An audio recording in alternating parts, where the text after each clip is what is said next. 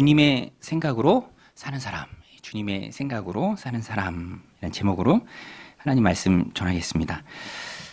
영상 문화가 발달하면서 한 가지 특이한 점이 있는데 그게 뭐냐면 선생님이 많아진 것 같아요.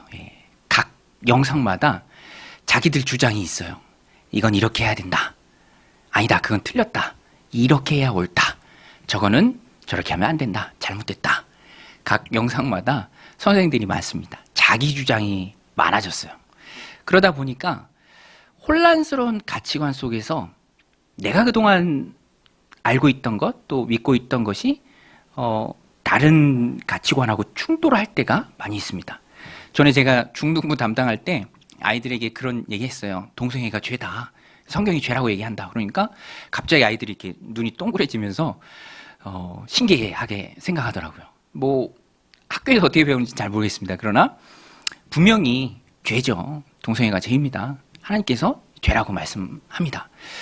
그러니까 이 세상하고는 좀 다른 가치관의 충돌이 있죠. 세상에 선생이 많고 자기 주장이 많지만 우리가 유일무이하게 삶의 기준으로 받는 확고부동한 진리가 있습니다. 그게 무엇이죠? 유일한 진리, 정의, 그것이 바로 하나님의 말씀입니다. 여러분, 하나님의 말씀이 진리인 줄로 믿습니다. 그리스도인 삶의 기준이죠. 하나님의 말씀입니다. 우리가 그리스도인들이 달라야 돼요. 하나님의 말씀을 내 삶에 정확무하고 유일무이한 진리요 기준으로 받아들일 때 그리스도인의 태도는 분명해야 합니다. 하나님의 말씀을 대하는 태도. 그것이 무엇입니까? 순종입니다. 순종. 하나님의 말씀을 수용하고 받아들이는 것. 그리고 그 말씀이 이끄시는 대로 내가 따라가는 것. 내 생각을 바꾸고 내 행동을 바꾸고 내 가치관을 바꾸는 것. 성경이 진리예요. 성경 말씀이 내 삶을 향한 하나님의 온전하신 뜻입니다. 내가 지금 겪고 있는 삶의 어려운 문제들, 힘든 일들, 이것을 어떻게 극복할 수 있습니까? 어떻게 이겨낼 수 있죠? 하나님의 말씀에 그 모든 해답이 다 들어있습니다. 그래서 성경을 어떻게 대하는가? 하나님의 말씀을 어떤 태도를 가지고 대하는가에 따라서 삶의 질이 바뀝니다. 영생의 형태가 변해버리죠. 오늘 말씀에서도 정말 은혜스럽고 놀라운 것이 바울이 하나님의 말씀을 받아요. 물론 바울 당시에 기록된 구약 성경도 있죠. 그러나 구약 성경에 미흡한 부분 하나님께서 직접적으로 계시해 주세요. 바울의 꿈속에서도 나와서 말씀해 주시고요. 또 환상 중에, 비전 중에 바울에게 말씀을 주십니다. 오늘 본문이 바울의 청문회인데 청문회 자리에서 바울이 고백을 합니다. 우리 지난주에 살펴봤죠? 다마스쿠스로 가는 그 길 위에서 바울이 만난 예수님, 부활의 주님을 만나요. 그것이 바로 하나님의 말씀이죠. 직접적인 계시입니다. 그래서 오늘 성경에 보면 하늘에서 보이신 것이라고 나옵니다. 하늘에서 보이신 것. 하나님께로부터 온 비전이죠. 그래서 영어 성경에 보면 heavenly vision 또는 the vision from heaven이라고 번역을 했습니다. 사람이 만들어낸 게 아니고요. 하나님으로부터 바울에게 직접 임한 거예요. 하나님의 말씀이 바울에게 임했죠. 우리 19절, 20절까지 같이 읽겠습니다. 아그리빠 왕이여, 그러므로 하늘에서 보이신 것을 내가 거스르지 아니하고 먼저 다메섹과 또 예루살렘에 있는 사람과 유대 온 땅과 이방인에게까지 회개하고 하나님께로 돌아와서 회개에 합당한 일을 하라 전함으로. 보세요. 바울이 다마스쿠스로 가는 그 길 위에서 하나님의 말씀을 만났습니다. 주님을 만났어요. 하나님의 말씀을 받았어요. 그때 바울이 놀라운 일을 해요. 그것이 무엇이냐면 마음 가운데 그것을 받아들이는 거예요. 바울이 고백하죠. 하늘로부터 온 하나님의 비전을, 하나님의 환상을, 하나님의 말씀을 내가 거스르지 않았다. 거역하지 않았다. 수용했다. 받아들였다. 이것을 말합니다. 하나님의 말씀을 있는 그대로 내가 받아들이고 그 말씀에 동의하고 따라갈 때 내가 하나님께 순종할 수 있습니다. 그래서 하나님께 순종하고 쓰임받고 또 놀라운 삶을 살길 원한다면 우리는 하나님의 말씀에 순종을 해야 돼요. 여러분, 하나님의 말씀에 순종하는 저와 여러분들이 다 되시길 바랍니다. 그게 첫 번째고 가장 중요합니다. 말씀이 내 삶 가운데 임할 때 고쳐야 할 것은 내 생각이에요. 내 고집이고 내 가치관입니다. 왜냐하면 항상 우리의 생각과 가치관은요, 자기 자신을 향하게 돼 있어요. 연약함을 그 기본으로 합니다. 그러니까 말씀이 임했을 때 나를 고쳐야죠. 바울은 즉시로 자신의 이전 생각을 고쳤습니다. 예수님 믿는 사람 잡으려고 가는 길이 바로 그 길이었어요. 다메섹으로 가는 길이었습니다. 그러나 거기서 예수님을 만나고 자기 생각을 버려요. 자기가 예수님께 잡히니까 그 다음부터 말씀에 순종하고요. 그 순종했다는 것을 어떻게 알 수 있죠? 바울이 그 즉시로 자기 생각을 다 버리고 하나님 말씀에 순종했다는 걸 어떻게 알 수 있습니까? 바로 하나님 말씀을 전해요. 복음을 증거합니다. 잡으려고 갔던 그곳에서 자기가 잡히니까 그곳 사람들, 다메섹 사람들이죠.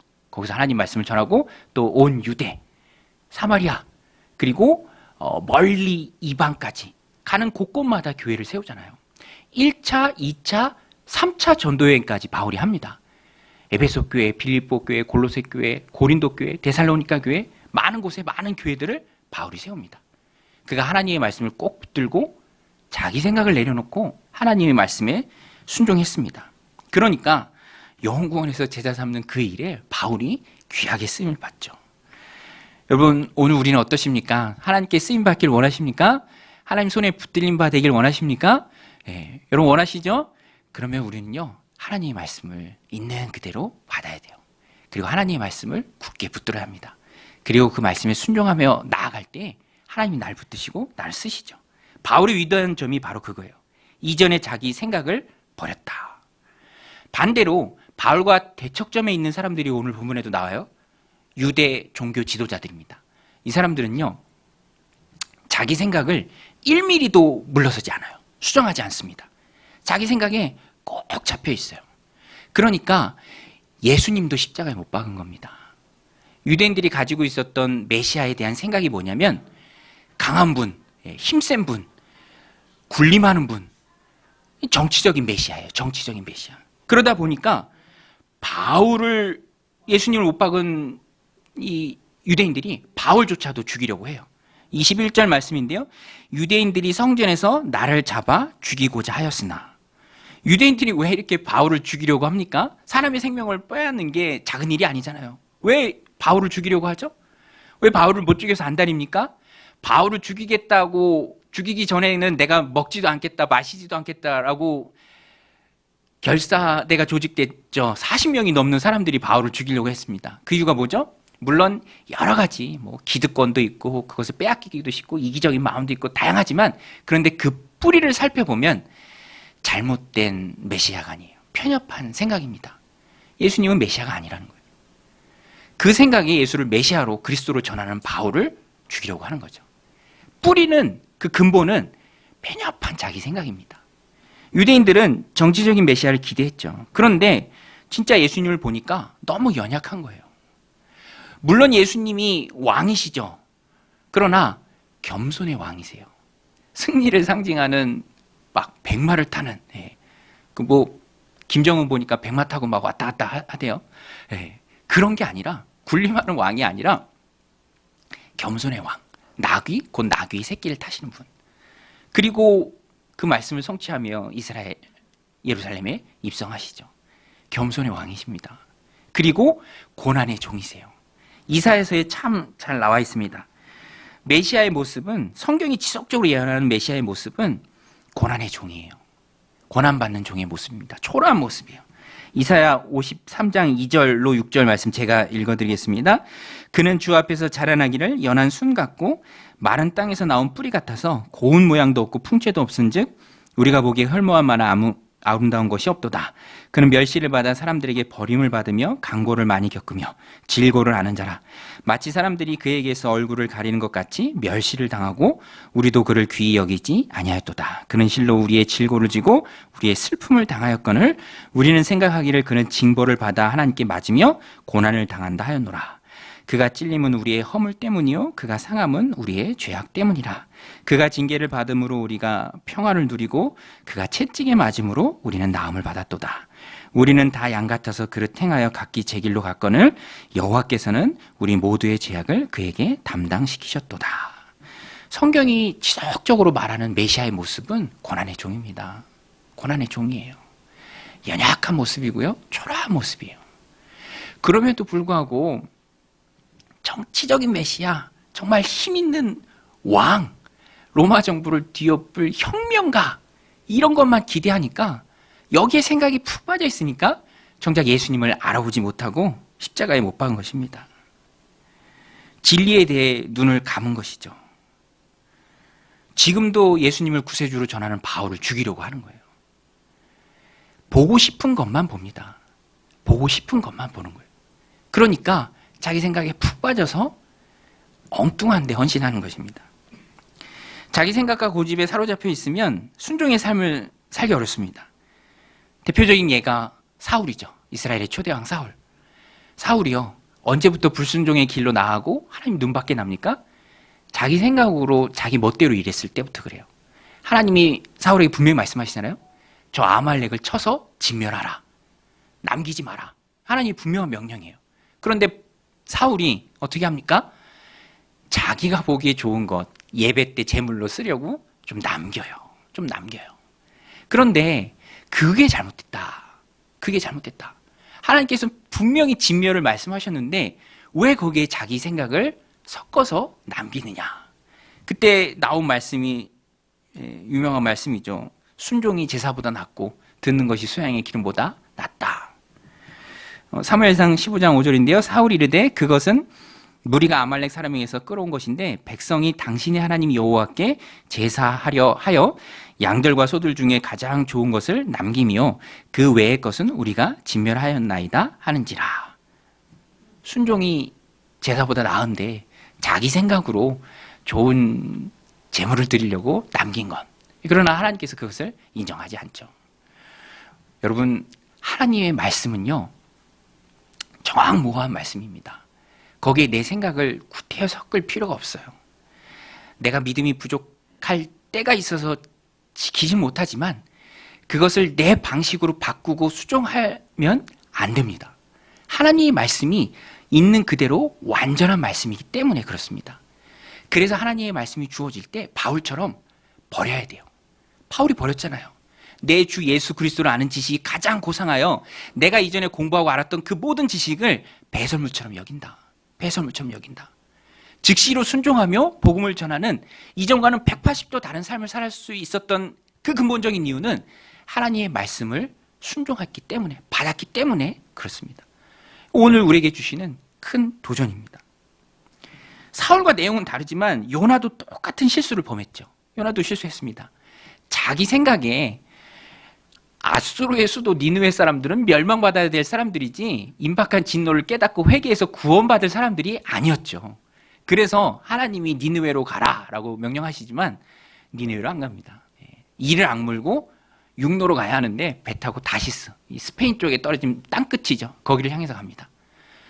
그런데 우리가 생각할 때는 일면 이해가 돼요. 자기가 생각하는 정의잖아요. 내가 생각하는 정의. 이스라엘을 괴롭히는 원수나라 아수르는 망해야죠. 니느웨도 아수르의 수도니 당연히 망해야죠. 아주 철저히 파괴돼야죠. 자기 생각이에요. 근데 자기가 생각하는 정의죠. 여러분, 하나님이 정의이신 줄로 믿습니다. 하나님의 생각이 정의예요. 그 이해는 되죠. 우리식으로 생각하면 그거예요. 우크라이나 사람이 선교사가 하나님 말씀 받고 모스크바에 가서 하나님 말씀 전하라. 그러면 얼마나 힘들겠습니까?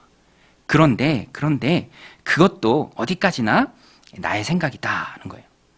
결국 하나님께서 요나를 니느웨로 보내시고요.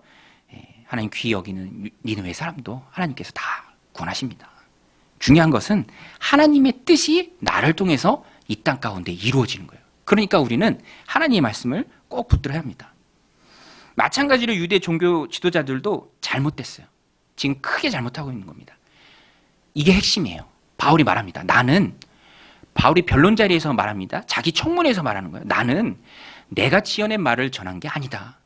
모세가 얘기했고 선지자가 얘기한, 모세와 선지자라는 것은 구약 성경을 말합니다. 구약 성경이 얘기한 것을 내가 그대로 얘기한 거다. 모세가 어떻게 예수님을 말했습니까? 유월절 있잖아요. 넘어갈 유, 넘어갈 월, 유월절. 애굽의 10가지 재앙 중에 마지막 10번째 재앙 중에서 장자가 다 죽임을 당하잖아요. 그때 어린 양의 피를 바른 집 안에 있는 사람들은 다 구원을 받았습니다. 그 어린 양이 바로 예수 그리스도의 피죠.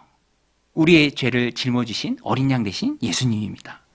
또 선지자, 700년 전에 주님을 부활의 그리스도로 고난의 종으로 말씀하신 이사야 선지자 예언자, 그것을 나는 전한 것뿐이다.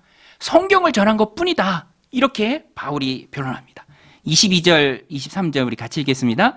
하나님의 도우심을 받아 내가 오늘까지 서서 높고 낮은 사람 앞에서 증언하는 것은 선지자들과 모세가 반드시 되리라고 말한 것밖에 없으니 곧 그리스도가 고난을 받으실 것과 죽은 자 가운데서 먼저 다시 살아나사 이스라엘과 이방인들에게 빛을 전하시리라 함이니이다 하니라.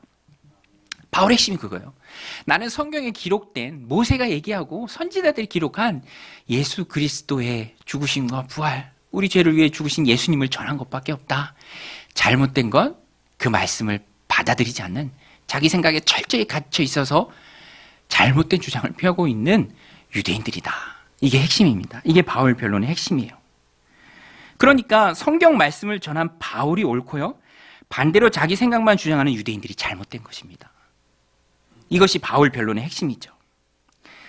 바울의 이 변론, 나는 잘못한 것이 없다. 성경을 전한 것뿐이다. 반드시 되리라고 한 것을 증언한 것뿐이다 라고 말하는 이 바울의 변론을 통해서 우리가 깨닫는 게 있습니다. 주님께 드리는 순종과 자기 생각은요, 함께 갈 수 없다는 것입니다. 둘 중에 하나를 선택해야죠. 내 생각과 내 고집과 하나님께 순종해서 쓰임받는 그 인생과는 동떨어진 거예요. 사공이 많으면 배가 산으로 간다라고 말하죠. 그 말처럼 생각이 많으면 내가 주님께 붙들려서 쓰임받을 시간이 멀어져 갑니다. 자기 생각이 순종의 발걸음을 못 갖게 해요. 발목을 잡습니다. 오늘 말씀 보세요. 자기 생각이라는 유대인들이 순종하는 바울을 감옥에 넣어버렸어요. 그리고 바울을 죽이려고 합니다. 늘 이런 식이었어요. 이스라엘 백성이 출애굽할 때 가데스 바네아에서 정탐꾼 보낸 일이 있습니다. 이제 조금만 가면 가나안 땅이에요. 이제 곧 들어갑니다. 그런데 12명의 정탐꾼 중에 10명이 와서 부정적인 말을 다 하죠. 그러니까 그 60만 6,550명, 어마어마하게 많은 그 사람들 사이에 뭐가 퍼지냐면 두려운 자기의 생각이 퍼져요. 두려운 자기의 생각이 펴집니다. 그래서 자기들을 스스로 생각하기를 뭐라고 말합니까? 민수기 13장 33절입니다. 우리 같이 한번 읽겠습니다. 시작. 거기서 네피림 후손인 아낙 자손의 거인들을 보았나니 우리는 스스로 보기에도 메뚜기 같으니 그들이 보기에도 그와 같았을 것이니라. 여러분 보세요. 누가 메뚜기라고 합니까? 누가 그들이 스스로 보기에도 우리가 메뚜기 같다라고 얘기합니까? 자기가 얘기하는 거죠. 자기 생각입니다. 하나님은 힘있고 능력 있는 하나님의 자녀들이다. 능력의 군사들이다. 말씀하세요. 싸워서 이길 수 있다. 가나안 땅을 정복할 수 있다. 하나님 분명히 말씀하시지만 자기 생각에 사람들이 다 갇혀 있는 겁니다. 스스로 보기에 메뚜기 같다. 연약한 마음의 본성은 항상 자기 보호 본능을 가집니다. 이게 마치 보호 기제 같아요. 방어 기제처럼 작용합니다. 그래서 인간의 생각은요, 항상 순종의 걸림돌이 됩니다. 저도 부끄러운 고백인데, 대학교 다닐 때 등록금 때문에 좀 어려워하는 친구가 제 주변에 있었어요. 그래서 스스로 생각하기를, 야, 누가 나한테 공짜로 좀 돈을 주면 내가 저 친구를 좀 도울 수 있겠다. 그런 마음이 들었어요. 그런데 거짓말처럼 또 하나님의 은혜를 주신 거겠죠? 거짓말처럼 누가 이 섬기는 교회에서 장학금이라고 이렇게 주셨어요. 그러면 내가 평소에 계획했던 대로 당연히 가서 전해주면 끝날 일입니다. 그러면 훈훈하게 마무리되는 일이에요. 그런데 그게 안 돼요. 그때부터 막 내 생각이 솟구치기 시작합니다. 말씀드렸죠? 자기 생각은요, 방어기제예요. 항상 연약함의 마음을 베이스로 갑니다. 그러니까 막 내 생각이 하는 거예요. 아, 내가 이렇게 하면은 진짜 도와주는 게 아닐 거야. 스스로 설 수 있도록 해줘야지. 기도만 해주자. 뭐 이런 마음도 들고. 예. 그래서 결국에는 순종의 길로 못 나갔죠. 자기 생각이요, 순종의 발걸음을 못 가게 합니다. 그래서 우리는 하나님 앞에 순종하고자 하면 이 놀라운 바울의 모습을 본받아야 합니다. 즉시로 자기 생각을 버리는 것. 그리고 하나님의 말씀을 받는 것. 내 생각과 주님의 말씀이 부딪히고 충돌할 때 항상 하나님 말씀 편에 서야죠. 하나님의 말씀이 옳습니다. 여러분, 하나님의 말씀이 항상 옳은 줄로 믿습니다. 하나님은 항상 옳으신 분인 줄로 믿습니다. 그래서 그 하나님의 말씀 받을 때 내 생각을 복종시켜야 합니다. 그리스도인은 자기 생각으로 사는 사람이 아니라 그리스도의 생각으로 사는 사람입니다. 오늘 말씀의 제목이에요. 주님의 생각으로 사는 사람. 우리는 편협한 생각의 함정에서 빠져나올 수 있도록 기도해야 합니다. 성도는 믿음 안에 사는 존재죠. 내가 내 삶을 사는 게 아니라 예수가 내 삶을 사는 삶입니다. 갈라디아서 2장 20절 말씀 우리 같이 한번 읽겠습니다. 시작. 내가 그리스도와 함께 십자가에 못 박혔나니 그런즉 이제는 내가 사는 것이 아니요 오직 내 안에 그리스도께서 사시는 것이라.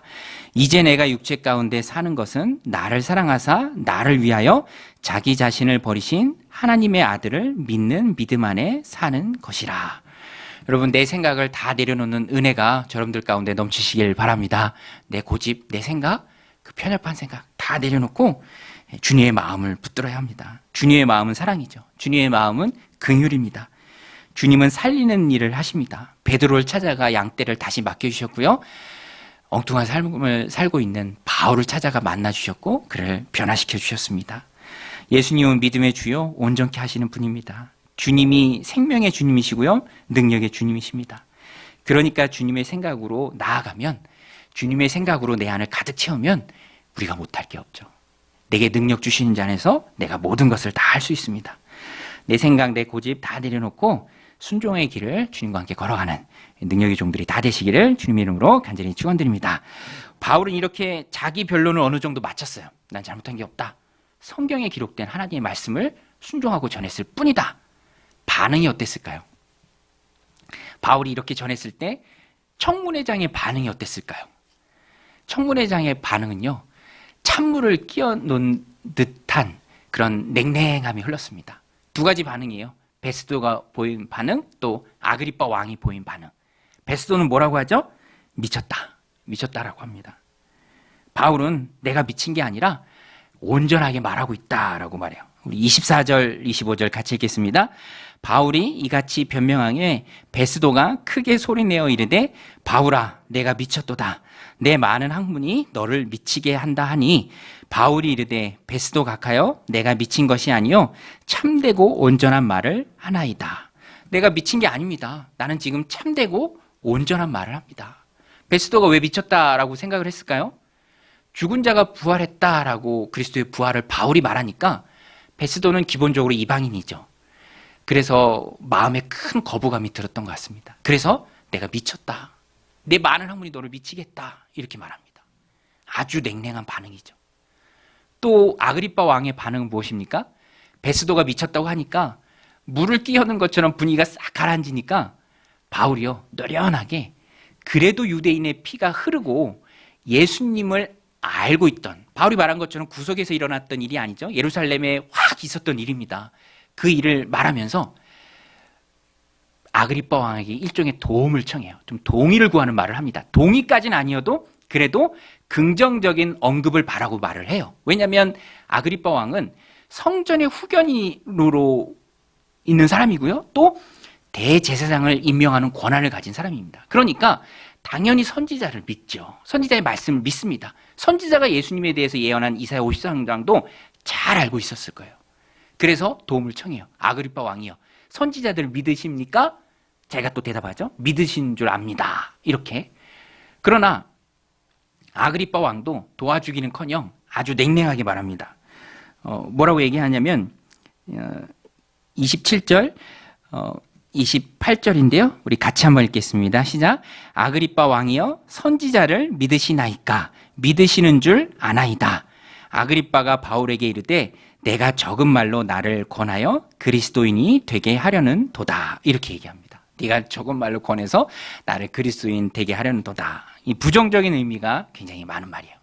그러니까 전체적인 바울 청문회에서 바울이 복음을 전했지만 그 분위기는 냉랭한 분위기예요.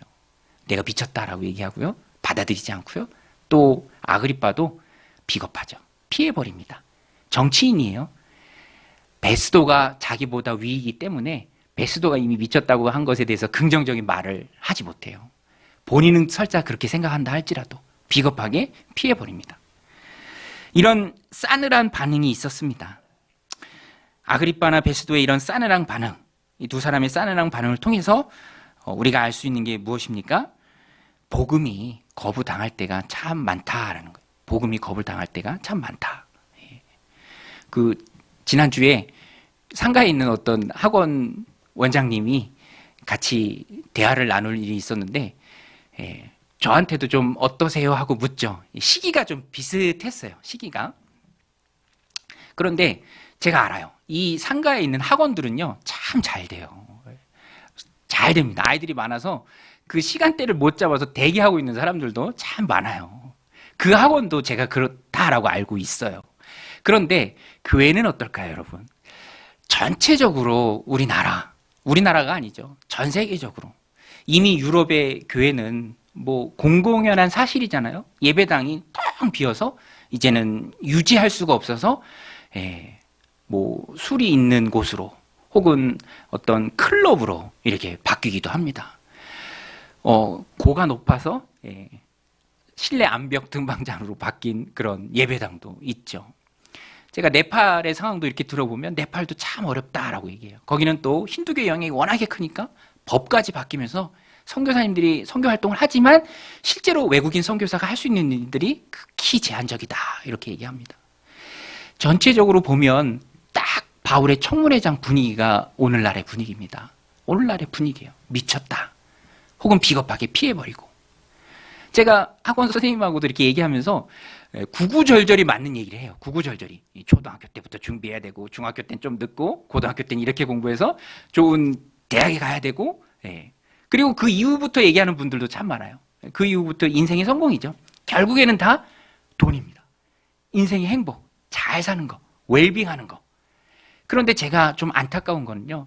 저는 또 목회자이고 또 영적인 것을 바라보니까 그럼 그 다음은 제가 어느 전도지에서 봤는데 전도지 제목이 그 다음이에요. 불신자랑 이렇게 대화하면서 뭐 초등학교 때, 중학교 때, 고등학교 때 뭐 직장 잡고 결혼 생활하고 자식 낳고 그 다음은 항상 그 다음을 물어야죠. 그러니까 죽음에 대해서도 생각을 해야 옳습니다. 그게 맞아요. 그런데 많은 사람들이 베스도나 또 아그리빠 왕이 보인 반응을 보이고 있죠. 비겁해서 피해버리고 그냥 애써 모른 척하고 눈을 감고 있습니다. 그럼 너무너무 안타까운 거죠. 정해진 길로 갈 수밖에 없습니다. 이 세상에서 잘 사는 거 너무너무 중요하죠. 우리 기도 제목입니다. 그러나 영생에 대해서도 우리가 그걸 생각해요. 바울과 바울의 대처점에 있는 유대인 종교 지도자들 또 아그리빠 왕이나 베스도 결정적인 차이가 무엇입니까? 하나님의 말씀을 내 삶에 받아들이는 거예요. 무엇이 중요한지를 깨닫고 있는 것입니다. 여러분 우리의 영생이 중요한 줄로 믿습니다. 이 땅이 전부가 아닌 줄로 믿습니다. 그러니까 우리는요 깨어야 돼요. 하나님의 말씀을 있는 그대로 받아야 합니다. 그런데 여러분 세상이 이렇게 복음에 대해서 냉랭하다 할지라도 성도는 낙심하지 않아도 됩니다. 우리 한번 따라서 해보겠습니다. 복음에 냉랭해도 낙심하지 말자. 제가 붙들고 살아가는 하나님 말씀이에요. 왜 우리가 낙심하지 않아도 됩니까? 왜 좌절할 수밖에 없는 상황 가운데 있어도 미쳤다라고 얘기하고 다 비겁하게 피해버리는 그런 상황 가운데도 바울이 낙심하지 않았던 이유가 무엇입니까? 여전히 바울을 향한 하나님의 섭리가 있기 때문에 그래요. 하나님의 섭리. 여러분 우리는 하나님 섭리 안에 있는 줄로 믿습니다. 하나님 우리를 도우시는 줄로 믿습니다. 하나님 우리를 이끌어가세요. 바울의 삶에 아주 사도행전에 보면 그게 많이 드러납니다. 여기서도 그래요. 바울이 지금은 냉랭한 분위기 속에 낙심할 수도 있는 상황이지만 그럼에도 불구하고 여기 안에도 하나님의 섭리가 있어요. 바울이 무죄로 결론이 나고요. 그가 상소했던 것처럼 로마로 호송이 됩니다. 31절, 32절 우리 같이 한번 읽겠습니다. 시작. 물러가 서로 말하되 이 사람은 사형이나 결박을 당할 만한 행위가 없다 하더라. 이에 아그리빠가 베스도에게 일러 이르되 이 사람이 만일 가이사에게 상소하지 아니하였더라면 석방될 수 있을 뻔하였다 하니라. 이렇게 읽으면 바울이 가이사에 상소한 것이 좀 실책이 아닌가, 석방되는 게 더 좋지 않은가 이렇게 생각할 수도 있는데 실제로는 그렇지 않아요. 읽을 때 뉘앙스는 그렇지만 실제로 석방됐다면 바울을 죽이려는 결사대가 40명이잖아요. 암살단이 40명이잖아요. 또 바울을 실제로 죽이려는 시도가 얼마나 많았습니까? 풀리고 석방되면 오히려 죽임을 당할 위험이 많죠. 그러니까 여기에도 하나님의 섭리가 바울을 미결수의 신분으로 로마에 서게 하는 거예요. 하나님의 섭리가 있어요. 하나님 도우시는, 바울을 도우시는 하나님의 손길이 있습니다. 보이지 않는 하나님의 손길이 섭리죠. 톨스토이가 설명했던 것처럼 우리가 물고기라면, 그리스도인이 물고기라면 물고기가 사는 그 물이 바로 하나님의 섭리예요. 투명하고 가까이 있어서 늘 그 안에 있기 때문에 우리가 인식하지 못할 때도 있지만 물고기가 물을 떠나면 죽는 거죠. 우리는 하나님 섭리 안에 있습니다. 지금까지 바울을 도우신 하나님의 섭리가 있고요. 지금도 도우시고 앞으로도 도와가실 하나님의 섭리가 있습니다. 그래서 어떤 상황 속에서도 낙심하지 않습니다. 그리스도인은 최후 승리가 보장된 사람들이죠. 마지막에 승리가 보장된 사람들이 바로 그리스도인입니다. 그래서 우리는 인생을 살아가면서 어려움을 맞닥뜨릴 때에도 변함없는 하나님의 섭리가 여전히 나와 함께 하신다라는 그 귀한 사실을 잊지 말아야 합니다.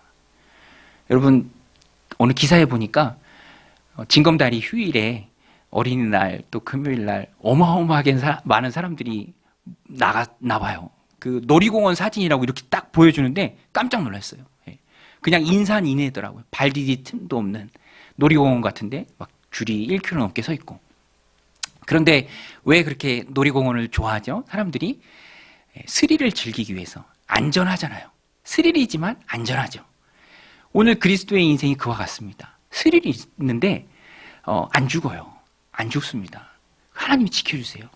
그리고 어렵고 힘들고 정말 숨도 못 쉴 지경이라 할지라도 그럼에도 불구하고 우리에게 주어진 최종 승리, 천국의 소망, 그것은 누구도 빼앗을 수 없는 것이죠. 그러니까 마지막이 보장된 정말 스릴 있고 재미있고 즐길 수 있는 인생이 바로 그리스도의 인생입니다.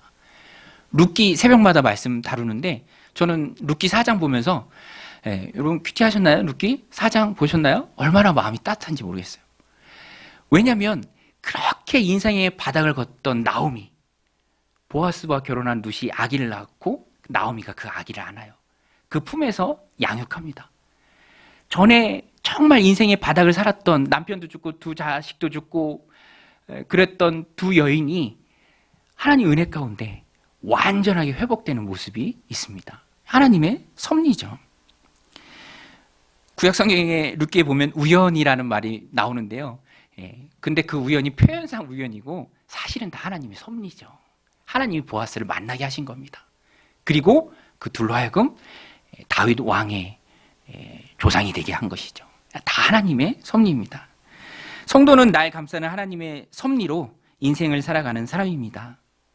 두려움 없이 힘들어하지 않고 좌절하지 않고 그 믿음으로 하나님 주신 삶을 살아갈 수 있는 이유는 나를 향한 하나님의 섭리가 늘 나와 함께 하기 때문입니다. 그래서 바울은 여기서 이렇게 힘들지만 결국에는 로마에 갑니다. 그리고 거기서도 복음을 전하고요. 하나님의 뜻을 이 땅 가운데 이뤄내는 역할을 힘있게 감당하죠.